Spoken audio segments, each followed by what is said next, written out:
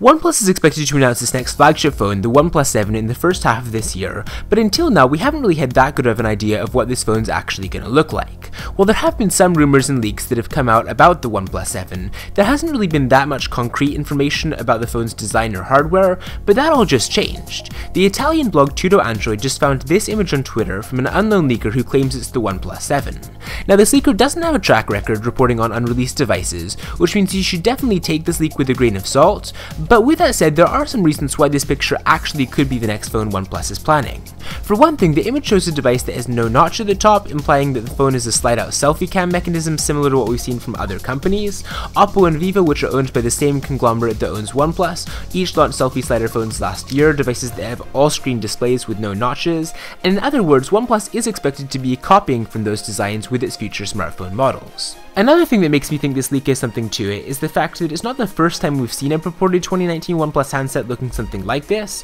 In January we saw this image leak which shows two devices side by side, hidden in protective gear to conceal their designs, but one thing you do notice is that the handset on the left side of the image also features a slide out front facing camera design, and it's expected to be another OnePlus 7 prototype.